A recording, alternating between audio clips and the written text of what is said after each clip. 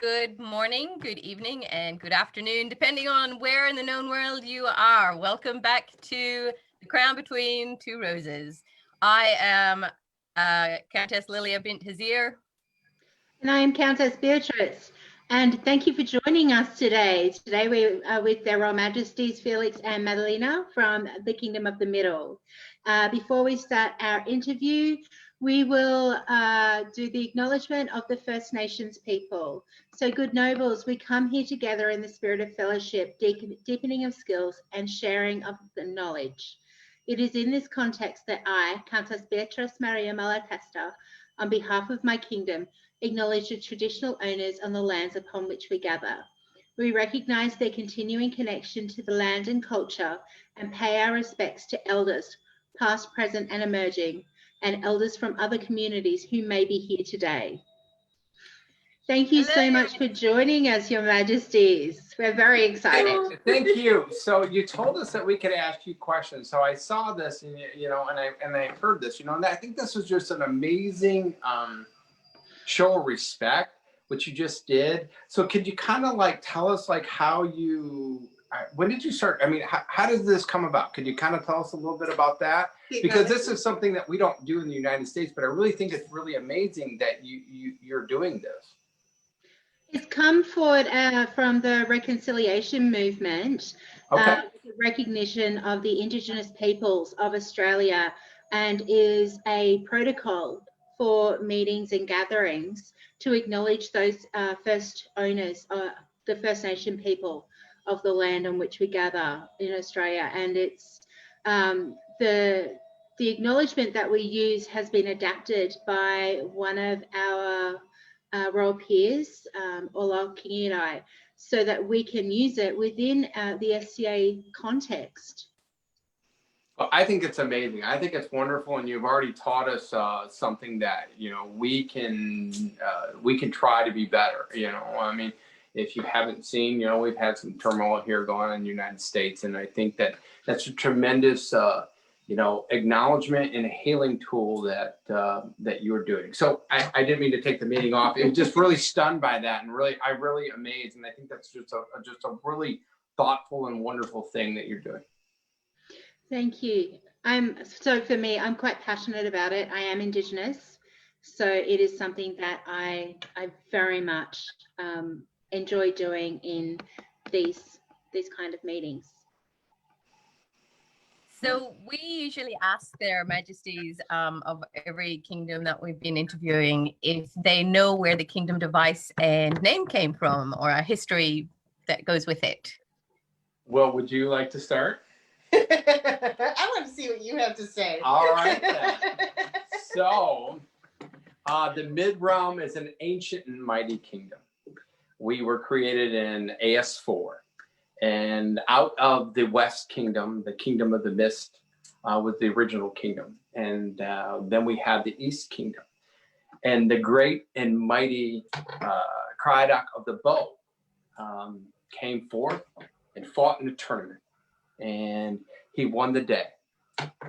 And he was the prince. They named him the prince. And they named him the prince of the barony under the mountain. And we were still part of the East Kingdom at the time. And as we fast forward, as time goes by, there were whispers of making a king. And Proudest of the Bow came forth, and on his day of coronation, and down from the mountain came a great and mighty dragon. And upon that dragon's claw was a gold ring. And this dragon said to Proudest, will you be a wise king? He said, aye. Will you be a generous king? He said, aye. Will you uphold and serve the people? He said, aye.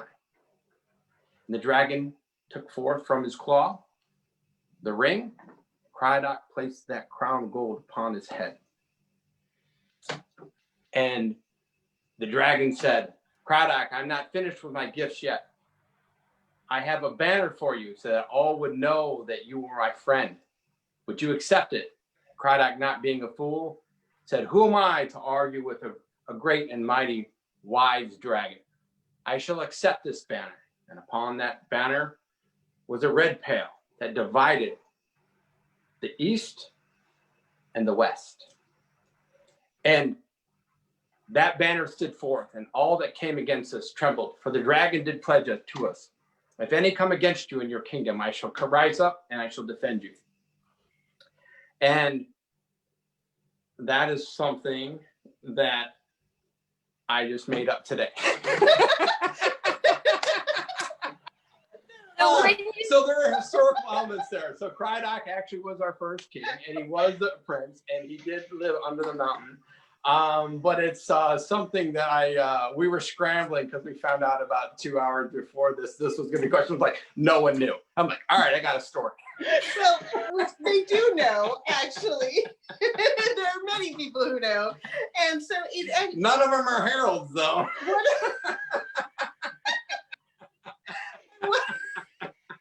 That's an awesome kingdom creation story, just saying. What he was going to come up with. But the tale is actually correct. That is correct lore. That dragon story was pretty good, though. Why they picked the dragon, we don't know. It used to be an Oriental. Oh, you do? Because I knew it used to be an Oriental dragon. Yeah, we used to have an Oriental dragon, and because it was representative of China between the middle of the East and West, and so that is why they chose the dragon as that particular symbol. Is a representation of China? Is that and King Arthur. So there was a little bit of both. Yeah, because we have a lot of King Arthur and the United Kingdom as far as like how that is developed, what influences our kingdom culture. We always joke and we always like, yeah, we're England. You know, when we talk about the kingdoms and the SCA, like all our oaths, our traditions, they're very British. So you went to the Heralds, I went to His Grace Laurelin. Well, Laurelin knows everything. So, you know. So when you say Caradoc, are you talking the Caradoc who wrote Caradoc's Miscellaneous, the book that nearly every SCA household has on their bookshelf? Yes, he was our first king. Very, very and then cool. The Mid-Rome was also the first principality in the SCA. It was a barony / principality. So we own the great privilege of those lineages within the SCA. And so people don't know this a lot of times. The West Kingdom was created, then like a year later, the East Kingdom was created, and then we were about a year-ish. 1969. Yeah. So, but we're not actually AS3, right? AS4. That's because the timing of how the calendar falls, because we crowned, Crydock was crowned in July, I believe. I want to say you are correct in that. And the great city of St. Louis. So where mundanely does your kingdom sit? Currently? Yep. Okay. Currently, because in this reign, it's Ohio, Michigan, most of Kentucky. Well, it's only the lower peninsula of Michigan, Indiana, Illinois, a little snippet of Iowa, and basically Windsor, part of Ontario. Windsor, I think, is the only, in part of Canada. So did we say Illinois? We live there. Yeah, I thought I said Illinois. I can give you the SCA names of these places. We have North Oaken, Southern Oaken, Constellation, Midlands, and Pentamere. That's it. So how long does it take to travel across your kingdom? Long time. Really, probably from corner to corner, the hardest part, probably about 10 or 11 hours. It's much smaller though, because in our first two reigns, we didn't have Eldamere in our first reign. No, we had North Shield. So because North Shield was so big, it would probably take you about 20 to 23 hours to go from one end of the kingdom to the other. Not stopping. You might get to pee. So bring a can in the car. No, don't do that. Never do that. So it's much nicer this time around from the aspect of being smaller travel wise. Well, we haven't done any traveling, so again, this is this time around. Yeah, Yeah, I think we could go from like the western, and we're actually pretty far west in our kingdom. We could probably go in about what, 12 hours the way I drive? No, about 10 hours the way you drive. About 10 hours the way you drive. 12 hours for anybody else, but about 10 hours the way you drive. And that'll get us right up on the border, like being basically an hour to hour and a half from Penzing. So.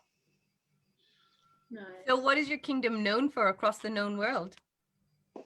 Well, you never can see yourself, so that would be a better question for us to ask you. What is the mid-realm known for? You know, we can think what we're known for, but... I have heard that we are known as the professional kingdom, Yeah, which amuses me to no end, and I actually love it. I embrace that, please. Yes, So- absolutely. Yeah. Supposedly we're stuffy, but I'm very stuffy. but we're considered home wreckers, the two of us, man, on this kingdom. They're like, oh gosh, those two. I don't think a home wreckers would be the correct Troublemaker. terminology. Troublemakers. Shenanigans, shenanigators.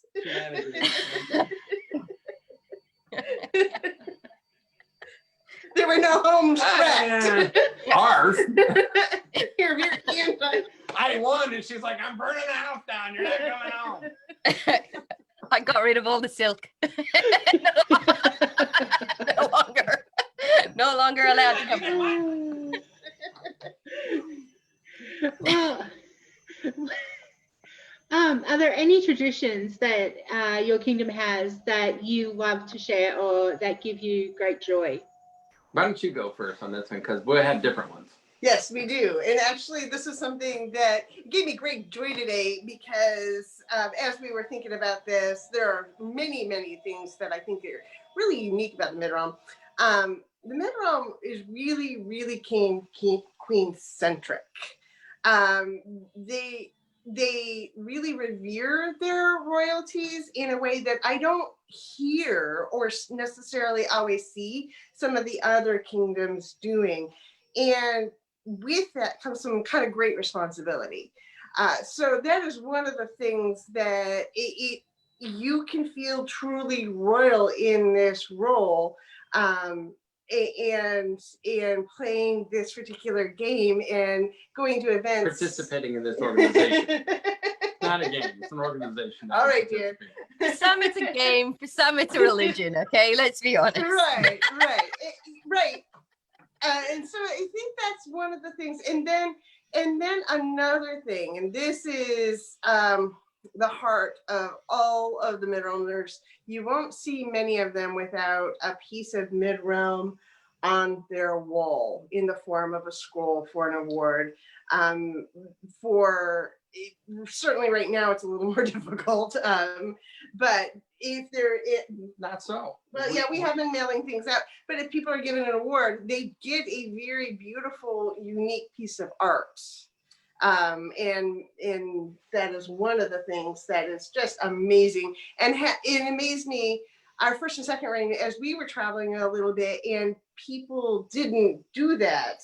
I can't remember where we were, well, but the West Kingdom, I mean, there's a back order for an AOA for like 3 or 4 years from what we've been told. I don't know if that's currently the case, but I mean, we'll have people like bang out, peerage scrolls like inside of a month of giving somebody a peerage.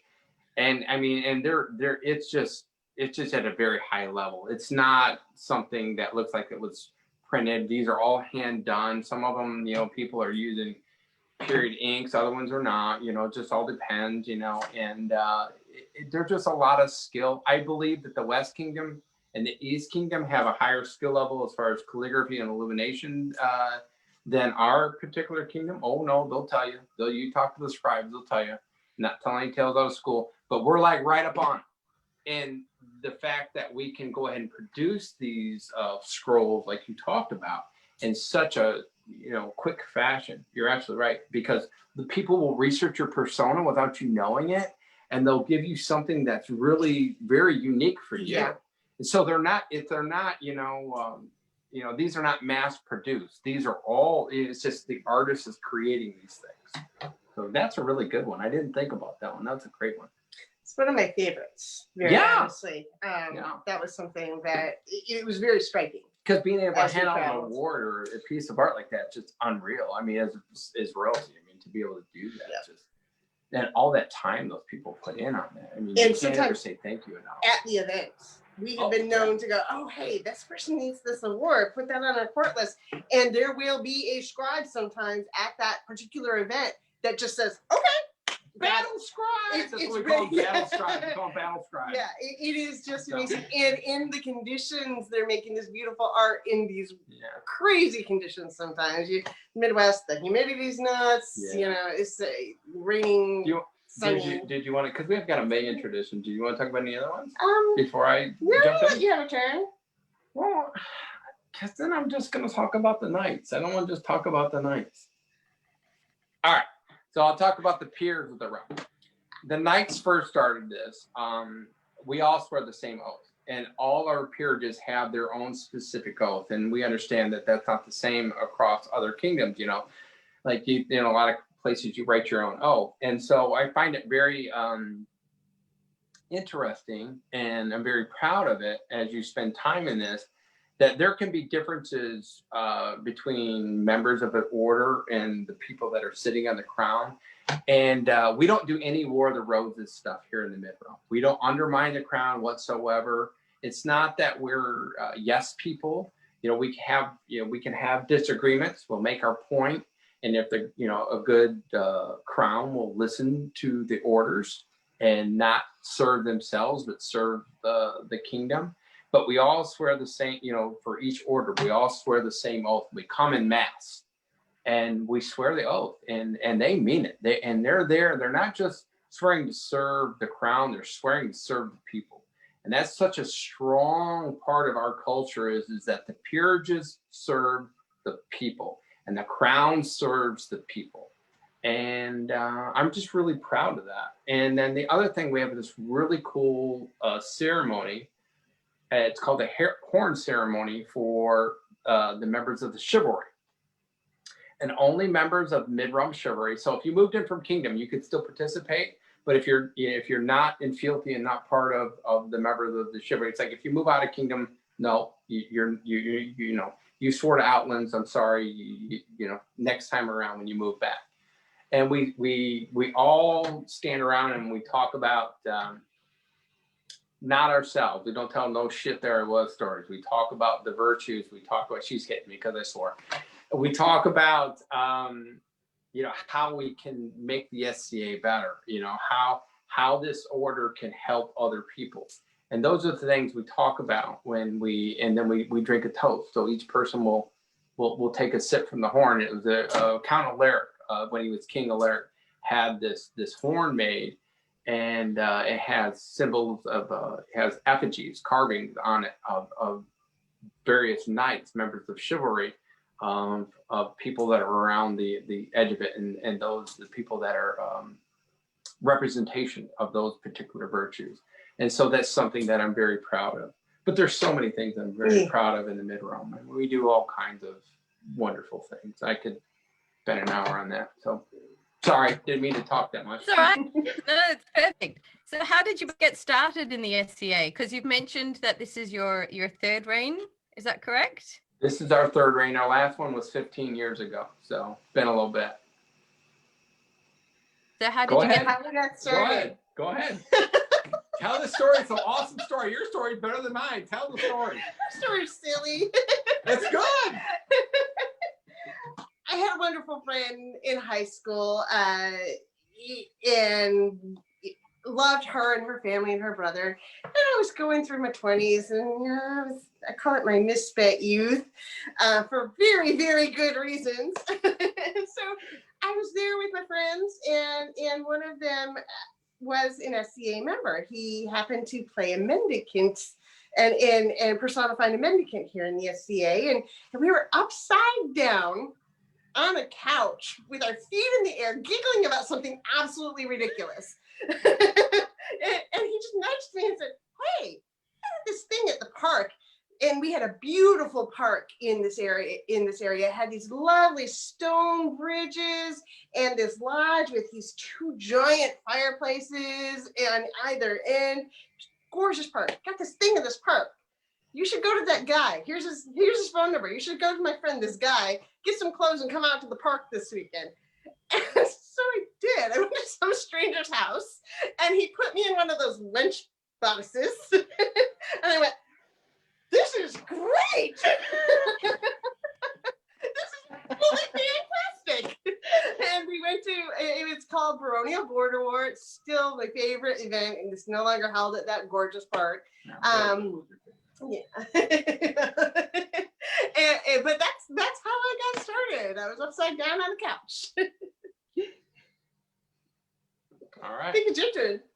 I was in the 101st Airborne Division, was in the United States Army at the time, and a friend of mine asked me to go play, well, he wasn't a friend of mine then. He was a complete stranger. And he saw me reading the Dragonlance book.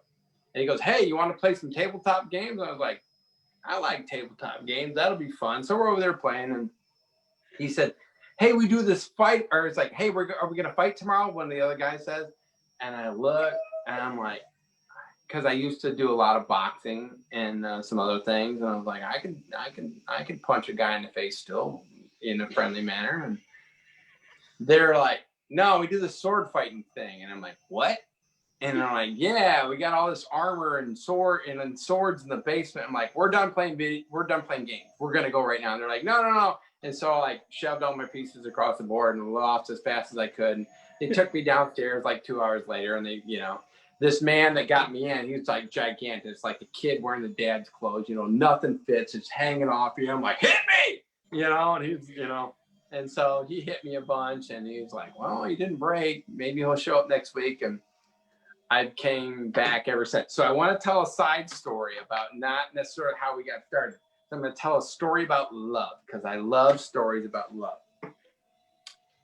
So at this place, she said, Bertha Brock. So she said, Baronial Border War is her favorite event. It's not. I'm going to tell you right now, it's not, because her favorite event is Winter Revel. It's the same place, but that's where we got together. And so I was courting her hard before this. In fact, it was at Baronial Border War. I was courting her, and she wasn't having any of it. She was like, get that lunatic away from me. And I'm like, nope, you got no choice in the matter. And that's back when stalking was okay. And not stop me. It's an air fault. She flirted with me, and I'm like, I hit the ball back across the net at her, and she's like, you're not supposed to do that. And so, like, there was like a 6-month, gap there. And then so I was recently, I was knighted. So like I was still a squire when I met her, but then I was knighted within that 6 months. And so I took some squires, and so we're out there, and I'm wooing her and everything by the firelight, and she's kind of talking to me and being nice to me. And then one of my squires at the time, by the fires that are in this big lodge, catches himself on fire. He had a hoopla sitting next to us. He's kind of like sitting there because, he's helping me out. I'm like, Thomas, get her some food. Thomas, get her some wine. Tom, like, do what your Lord says, And so he's helping me out, he's helping me woo her and everything. And he catches on fire. And she goes, dude, you're on fire. And he looks down, he's on fire. And he's like, oh, and like everywhere he rubs, more fire goes. And so I rolled Thomas in the dirt. And apparently that's kind of like when I won her heart, because I showed mercy on one of my squires that was on fire. So, that was that point where I was acceptable to date at that point. It was a lovely hoopla with the long sleeves. And when it happened, it was just the little fibers. Yeah, the when he went, the little pills. So when he went to go put it out, he transferred it, and he kept putting it all over himself. Yeah. Poor man. So, he was not hurt. His garment was fine, even. Not quite the origin story you're looking for, but it was the origin of our children. So there you go. Of our relationship. Oh gosh. I was going to ask that question though.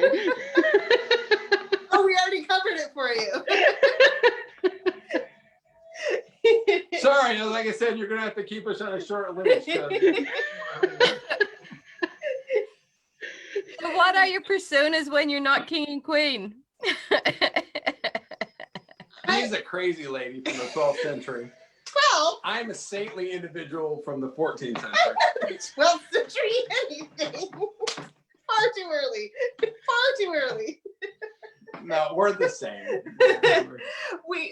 I tend toward 16th century Ottoman. We were still in. I was still in school when we married.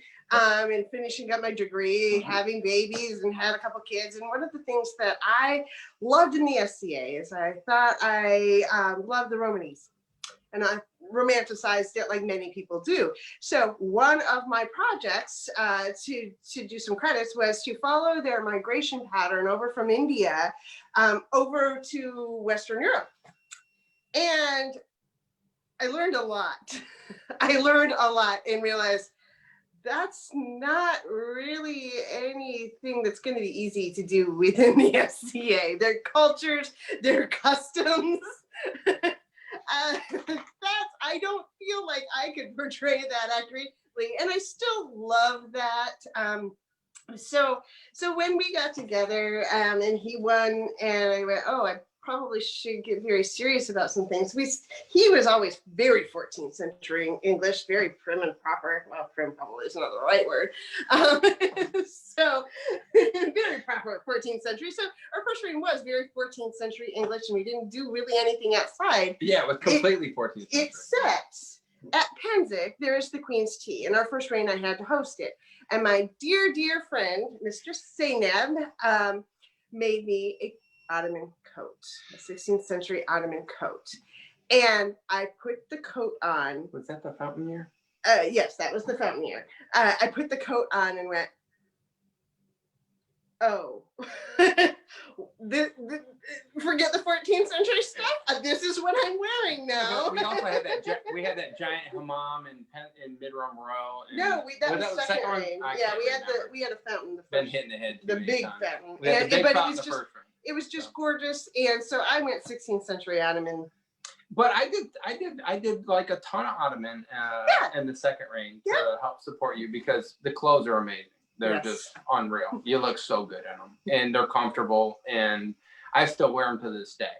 So I have a few Norse things because I'm when people saying things to me, I view them as a challenge. You know, it's like, okay, hey, you don't do this. I'm like, awesome. Let's go learn some stuff. And so I had an offhanded comment from a friend that said, well, you couldn't do Norse. And so then I went and did some Norse stuff. And I really like Norse clothes too. And they're really warm on those cold Penzic nights. And that's really why I like the Ottoman stuff too. It's cool and it's hot, you know. And 14th century stuff tend to just be hot. Doesn't matter. It just tends to be hot. So that's what we do. We just do that stuff all the time.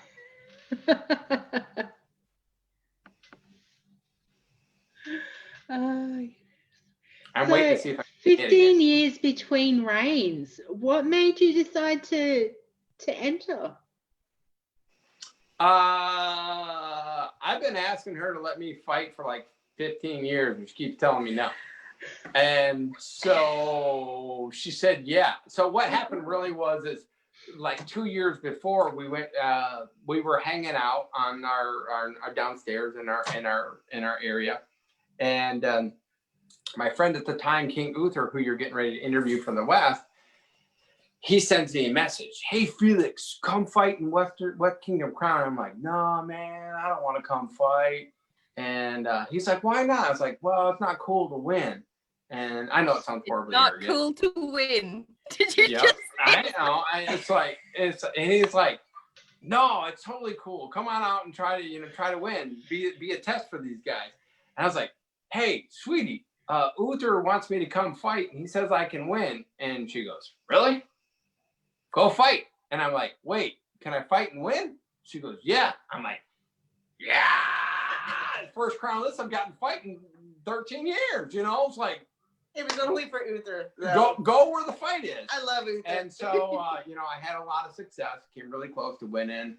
And then when we were getting ready to leave, she goes, because the West Kingdom showed us such a great time. She goes, baby, you can fight in as many of these as you want. And I was like, really? And she said, you know, she saw the antenna go up because she saw me do the math. I'm like, 6 months or 3 months from now, we're back here. And then she was like, no more Western crowns. You can find in as many mid-round crowns as you want. But, you know, things change. And so I got to fight. I didn't say as many as you want. Yes, you did. I wrote it down. I wrote it down. And then so I ended up winning this last one. And, you know, it's been a lot of energy dealing with COVID. So how are you staying connected with your populace? Because obviously we can't meet like face to face, which is where most crowns kind of get their energy and feed the theater and the experience. How are you connecting with your populace now that you can't meet them face to face? It's like you're reading my mind, you know. Can I talk first on this one? Sure. Because I struggled with this greatly. And like we did coronation, you know, so we did coronation in our home. And the minute the camera was off, I was like, this is the worst thing ever. This is awful. This is just horrible. Because I am a kind of person, so what I do mundanely, it's like you talked about, I feed off of the energy in the room. And you know, you're trying to make a connection, because that's really what it's about. You're making a connection with these people. And there's just no connection. And, you know, with time, you know, I think, you know, we've kind of trying to find different ways, and I think we're doing a lot better at it, but it was really, really hard at first. It was incredibly difficult. Well, I think we've discussed, I like shenanigans too. Yeah. And I was lucky enough to be the princess. And we were all on our way to Gulf Wars when everything got shut down. And I was going to be the princess of Gulf Wars. What more fun can you have then, right? And so I had all of these things planned. And when things shut down, I said, I don't want to be sitting at home depressed that I can't go to Gulf Wars. We are going to go ahead and do something from Gulf Wars every day. So I did. I did something from Gulf Wars every day. And I think the one that broke us as a kingdom was the day that we were supposed to process in on hobby horses or on horses for the. And so I made a hobby horse here, and we did a little. So do you like in Lochac? Do you have these things called monster trucks? Like we have monster trucks in the United States where they have these gigantic trucks and they run over cars and they do stuff. Yeah, I don't know. So then you'll have an announcer that's just over the top and goes Sunday, Sunday, Sunday. So I did this. I was her announcer that you couldn't see me in the background, and I just made stuff up, kind of like earlier with Cryodox. And she's like, and you hear her, she's giggling and she's riding around her living room, you know, and she's like trying to get off camera as fast as she can. And everybody's like, no, we need 20 more minutes of that, because that was like 10 seconds. It was, but things like that, that we could all join in. I think the first night I did a mid-round pajama party where I have a dragon onesie. So. Yeah. And then you know, we've done things like we did the archery shoot. We did the archery shoot for people, and recently I organized a pilgrimage in Her Majesty's name that was based on Ottoman pilgrimage path. So you know, there's a variety of things. We have some more of those things planned.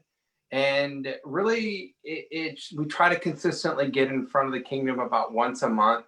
And occasionally we'll do like a quick little, like 3 or 4 minute video to kind of update people. She's always having to be making TikTok videos, which I hate, but they're really good. And I always go like, why do I hate these every single time? And like, I feel so stupid. I'm so old. I shouldn't be doing this. And she's like, I gotta give her credit. She's the one that's the moral officer, or the morale officer. I'm the moral officer. She's baloney. She's the morale officer of the kingdom. I'm the one that's keeping us on the straight and narrow, so we're like being where we need to be. We're good because of me. We're happy because of her. That actually hurt. Is it inappropriate to ask you how old you are? Because you said you're old. 27. I'm 27. I know, hard living. 53. I'm 53 for real. I'm 49. Oh, that's the first time you told the truth to give me your age. I'm turning a big number in a couple of in our weeks. previous reigns, other people would ask her, she goes, I'm 29. And I'm like, 10 years ago. You know? I did that to His Grace Edmund once. And he believed me. And he didn't want to say anything. Me, And he pulled me aside and goes, Felix, man, you married a young woman. And I'm like, she's old as I am. So do you feel that because you have, I'm going to use the word maturity, level of Don't maturity, get maturity issues. Yeah, I definitely. think you need those air quotes around there. that you've actually... You live much younger than you are. Yeah, you do. Is it your joy of the society and your joy of life that keeps your energy levels at that? Yeah, absolutely. I think that is an astute observation because you know, if you can't laugh and have fun and continue to find joy in life and the things that you profess to love, what are you doing? Come on, figure it out. Either do something else or you try harder. And you know, I didn't mean to get all serious, but I think that is really powerful what you said. It really is. It's powerful. Well, in this time where we're all kind of we're all on uneven footing, and it's on an uneven footing that we're all at the same uneven footing. It's nice to try and be positive, and I think a lot of people are struggling, including in the SCA, on how to keep that energy level up. So yeah, I kind of think that the hobby horses and all of that is a fantastic concept. Well, you know, the world is a hard place right now, but there's still room for laughter and joy. There really is. You know, there's some very serious things going on. However, there's always time to laugh. You shouldn't always laugh, meaning there are serious moments, but there's always time to laugh. And you have to find those moments. Right. I hope that we can help people find those moments because I know what a hard time it is. It's affecting all of us. It's affected me during this time as well. And there are times where that week that I did the crazy golf course stuff, there were times where I would get up and I don't want to get dressed. And that actually helped me go. And so I went, oh, I got a goal here. I can help people feel a little bit better, a little uncertain about, or less uncertain about this. And it's really helped me a lot. And so that's something that I get to get back, even though I don't get to hug people. I don't get to say hello. We don't get to have those ports. We can still share that joy between us doing things like that, or just sharing stories. This interview, when I needed some inspiration, I asked on my Facebook page, hey, what would you answer? Because I was thinking about what I was answering. What would you answer? And the joy I got from that today, as people were answering that and getting, there were a couple times where I just teary joy. I'm over there crying because it was so wonderful in what the kingdom means to us, what events, and I think that's a large reason that the SCA is exactly what it is, and why we love each other so very much. Also, because you're married to me, that's why. Oh my Lord! Yeah, yeah, I'd cry over that too. I think I'm going to right now. So apart from King Felix, what does keep you in the SCA? Everyone. I think she's set apart from King Felix. Oh, wait. What keeps people in the SCA besides me, or what keeps me in the SCA when I'm not king? You know what? You better ask that question again. I told you I can't hear very good. They're dying over here. I think they should just let you go and see what you're going to say about it all. Well, obviously me. Look at my outfit. That's why I'm here. Oh, dear. You look really, really strange going to Walmart in it, I'm sure. No. Why am I still in the SCA? Yeah. What keeps you in the SCA? To set aside humor for a minute, it really is all the wonderful people and all the friendships, because we took a break for about 5, 6, 7 years. And, you know, we needed to sort some things out in our life with the career and everything. And we came back because we came to a moment. It was a very hard moment. It's like, are we going to be in the SCA anymore or not? And we missed so many people so much. We're like, how can we not do this? And I gave an interview the other night, and, you know, I do some, you know, I have some involved things for my career. And I lead people for a living, and I said, the SCA is not my life, because it isn't. I do a lot of different things, but I am such a better human being for being in the SCA, and so is my wife, and so are my children. Our life is so enriched by this organization. Because I used to say it's a game, it's something we play at, and that was kind of like, you know, a sea change for me, you know, about a decade ago, that I thought I just pulled that from my lexicon. It's just I don't use that verbiage anymore, and I'm really adamant about it. When people say, "Oh, it's just a game," I'm like, "Okay, we're going to talk about that," and you're not going to have a very comfortable conversation because I'm really passionate about this. The people are so good. They're so good. They're so kind. They do things for other strangers that they don't even know, that you can't experience really any place else in the world. And I look at how, you know, my attitudes have changed over the years, you know, how I grew up versus how I am now. And I'm not unique in that way. I see all these people doing these kind acts just because. This kind of gives people a catalyst, you know, it gives them a venue, it gives them a focus to just be a better version of themselves. So it's not like they're playing at this on the weekends. So that's kind of maybe how it starts. But over time, this is who they become. And they start influencing people around them at work, at the grocery store, on a day-to-day random meeting. They're just kind, and they do things for people that no one else will. And I mean that from my heart. That's what keeps me in the SCA. It's all of these people that I haven't met yet, and all the people that I have met. The SCA is a really good place. It just, I can't think of any other social activity that I really want to spend my time on a regular basis consistently, and get so much more than I give. Because it doesn't matter how much I give, I always get more back. And I'm not asking for anything back. It just comes. And yeah, the SCA is pretty awesome. It's a family. It's family that we don't even necessarily always know. Yeah. Yeah, so that's what a is great your way to do proudest it. moment? What was that? What are your Proudest proudest moments? moments in the SCA? Proudest moments.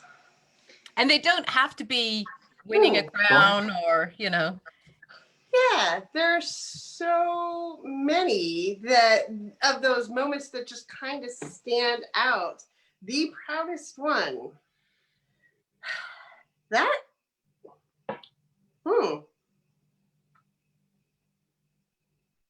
Let me fill in while you're. Yeah, you go ahead. Let me think about I'm gonna that kind one. of. I'm gonna steal an answer that you're gonna wish you'd given once I give it. I don't. Yeah. I mean this. Like, we're really picky about the peers that we make. So you want to talk about that now? No, you can talk about that.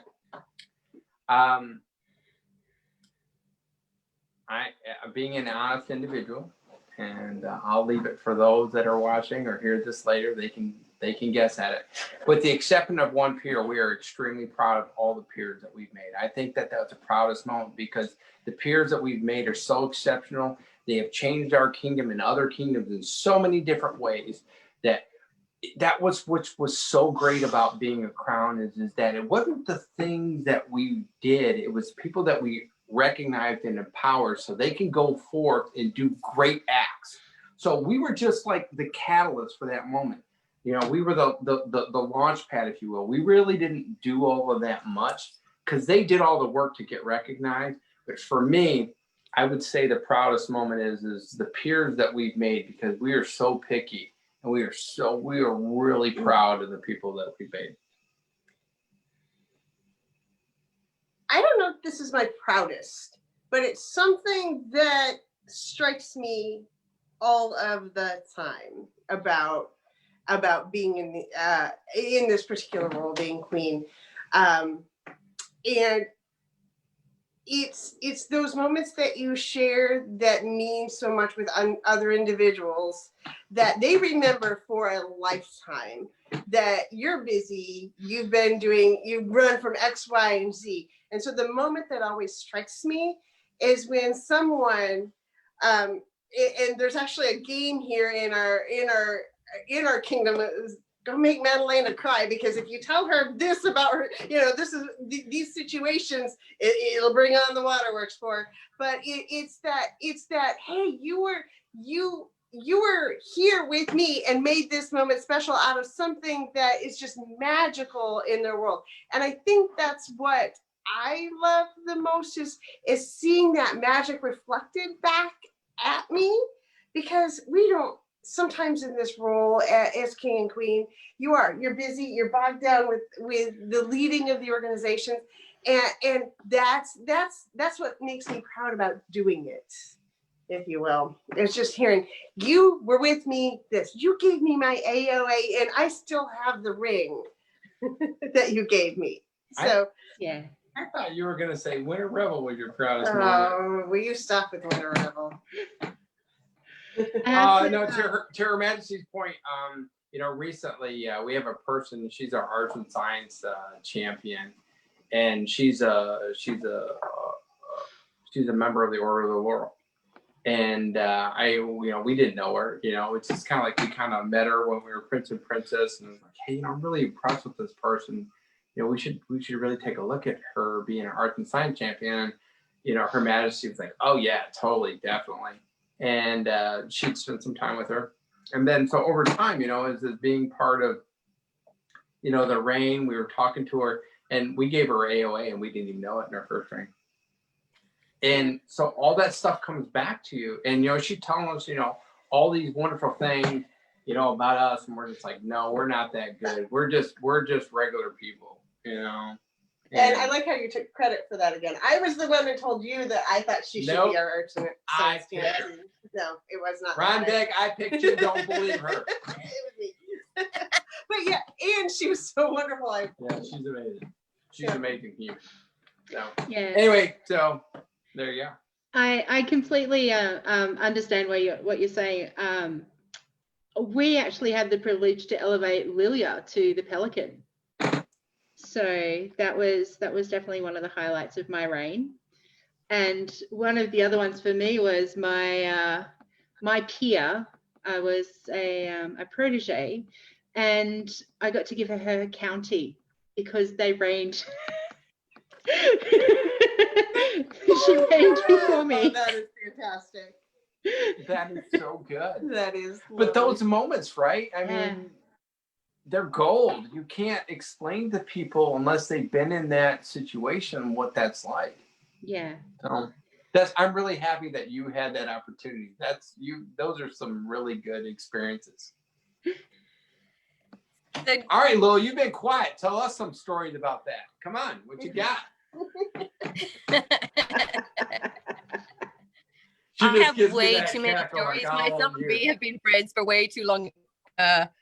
She's the kind of person who, she said to me, I will drop you in it at some stage. And I'm like, no, there's a whole load of ones that I don't want anybody to know. And I have the same as well. So, but generally a lot of my stories start with, this one time I was drinking. Like today? Not yet. I'll tell you a story. So B elevated me to the Pelican. At my first Pelican meeting, we had a small child. She's now a little bit larger.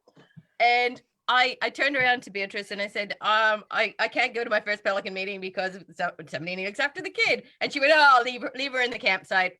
There's enough of us adults to look after your child. And I went, okay, that should be fine. Okay. So I came back from my first Pelican meeting, and there is 5 of my closest friends standing there grinning at me, going, Lil, you gotta watch your little girl. All right. I'm like, okay. So they brought her over and they went, what does a cow say? Right. And she kind of cheekily looked at me and made the moo sound. And I went, okay. What does a dog do? And the dog barked. And I went, that's awesome. And then one of them went, and what does a rhino say? To which my 3-year-old said, light. Oh my gosh. We look after her well. Not allowed to look after my child again. So okay. So can we share another story back about, because in our first reign our children were like teeny tiny, like 3 and 5, maybe 2 and 4. And so our second reign was like a couple years later. So our youngest boy, Ezekiel, okay, so on these Ottoman thrones, and Countess Katerina, all right, she wasn't a countess yet, but she's our chamberlain. And our youngest boy he is willful. He's just like his mother. He won't listen. He's awful. He just causes trouble. And so we're trying to have like it's a big court. We got a lot going on. We actually have to do this. And Katerina's cat, she says, I'll watch Zeke. Don't worry about it. Just go. And so we go out there, and so we have a royalty room. All right. And so the royalty room is right next to where the court is happening. Okay. And he's being the devil. He's just being awful. And so Cat's he's trying to get out like there's all kinds of food, there's toys, there's plenty of things for him to do in there. He's trying to get out, trying to get past her. She starts out in the room with him. She realizes she's not going to survive, so she gets outside the room, and she's trying to snap him, and he's like this, and she's got the door shut so he can't get out, and he's like this, I'm choking, I'm dying, and he's screaming this, and they're hearing him in the court. And then everybody's looking at us. I'm like, oh, he'll be all right. That was his go-to move, and I'm joking, I'm dying. The police were going to come to arrest her. They're going to take our child from us, and yeah, we tell him that story all the time, and he just rolls his eyes now. Anyway, so children are a wonderful part of her reign. So before we asked you to join us in this interview, did you know much about Lochac? Aren't you guys the kingdom that's down low? Upside down, yes. You said you.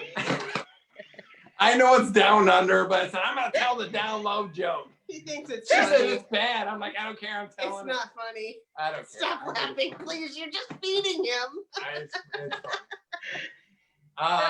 No, actually, everybody that I've ever met from Lochac, the only thing I know is you're really nice, and you guys drink a lot, and you pull really awful jokes on mid-Rome kings.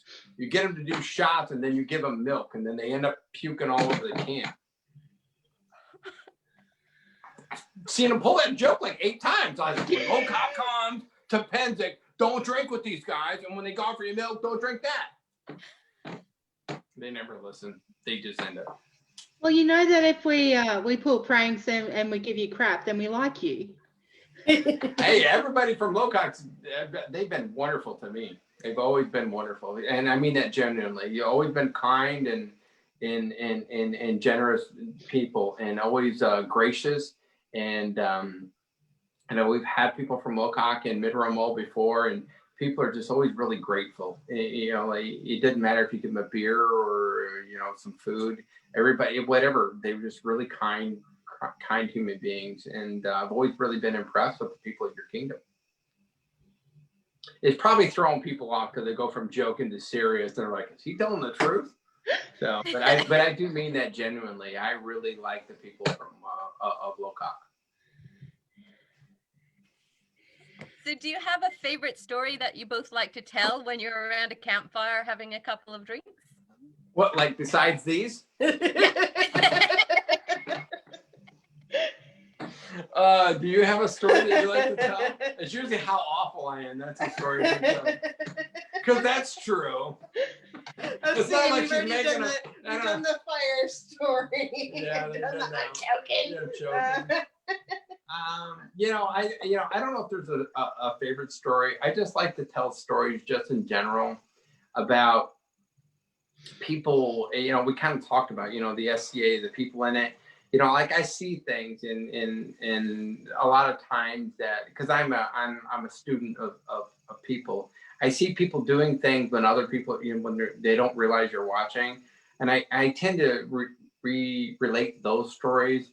And like I could tell a quick story about Sir Ramon. He holds one of the baronies, landed baronies from us, along with his wife, Hoviette. Zubaydah. I always call her Hoviette. It used to be Hoviette. And he's a knight. And what he does is he takes his belt off, and nobody knows it. He takes his knight's belt off, and he has just a linen shirt on, and he does 14th century like I do, and he'll have braids on, and he'll maybe have some chausses rolled down because he's gonna go out and do some chores, and he just walks through Penzik. This is something that he does, and people don't know this, and I'm outing him, so now you'll know. If you'll see some guy walking around in his pajamas, that it's probably Ramon. And he just walks through Penzik in the morning, and it's always in the morning that he does this. And he's just looking for people that need help. It could be setting up a tent. They need some help with chores, setting up the campfire to cook breakfast for other people. It could be carrying water. It could be taking out garbage. And he just goes and he looks for people that need help, and he helps them. And he does it every day at Penzik. And he's done it, I've known him 30 years now, and 25 years. I've known him about 25 years now. And every Penzik, he's done it consistently. And nobody knows that he does it. He doesn't tell anybody he does it. He's probably going to be mad at me if he sees this, because I just told everybody his secret. So that's a great story. And that's kind of like what I'm talking about. He's not asking anything for it. He's just trying to give back. He's not trying to say, oh, look, knights look good doing this. He's just trying to live the life that he needs to live and trying to help people. So he's indeed amazing. So that's just a quick story, but I wouldn't say that I have a favorite one. I just like stories in general, and even if they're just made up. I like the stories. Kingdom lore now. Yep, everybody's gonna be like, "I got that crown from the dragon." I mean, it's gonna be written down someplace. They're like, "Who said that?" I'm like, I don't know. You'll be in a court, and it'll come up part of a ceremony, and you're like, "Oh no, there's my legacy." I'll be like, "That's the best story ever." I got a good story for you. What story got? She said court coming up, and it was actually right before the lockdown in February. We have a wonderful, and it kind of ties in with Ramon, because he holds our barony of Andocraig, and we just got this great event called Val Day, St. Valentine's Day Massacre. And it's a big fighting, lots of shopping, just a great, nice event that we all get together. It's very large. So our first one where you had modeled a little bit for Black Swan, the clothing, and you did 14th century, and Gwen put him in a wig, and it created all these waves because you can see he's not exactly blessed with a head of hair. There's a reason why I don't have any hair, because the rest of the planet couldn't take it if I had. And it was just the silliest wig. It was the bowl cut, and everyone just about died when it happened. So this year, one of our dear friends played praying gun. His Highness Sir Gregoire made a reliquary for the wig, and so the wig came out and was processed with us. And they tease me around the kingdom because they always call me Ming the Merciless here. And so he made a wig and a reliquary and everything, and it's called Sir Ming the Merciful. And it's just And ridiculous. I tried it on and like put it off center and everything, so it was a really bad toupee. And I tried to pose like I did before, you know, in the previous photo shoot. It was just a lot of fun. Gotta laugh at yourself, like we talked about, right? I laugh at you all the time. I know you do, nonstop. You're like, you're funny. You're like, I know I am. Like, no, not your joke, it's you. People are like, what in the hell? I'm so glad I don't live in the mid-room. I got hit again for smart. Not from the comments. The comments are saying you're awesome. But unfortunately, our time is up, Your Majesty. Oh, I'm sorry we blew your list up because I'm sure you didn't get through half the stuff you wanted to tell us. Oh, no. Covered it all. Okay. Well, it has been lovely. Thank you so much. It was great chatting with you. Yeah, it's just really, really nice that you, like I said, you know, we opened with this, but I mean it genuinely. It was really nice that you would give us our time and allow us to speak to the people of your kingdom and just kind of share a little bit of who we are and how we view the SCA. And I'm really looking forward to meeting the two of you in person one day because I got a bunch of stories and jokes to tell you.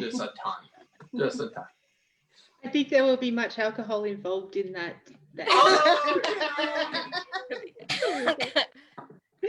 We may need to steal your wife. That'll be fine. Okay, no, she's awesome. That happens all the time. And you're like, you're okay. She's the better. You know, I get it all the time. I'm like, yeah, all right, I'll be over here. Just let me know when I get to come and have fun.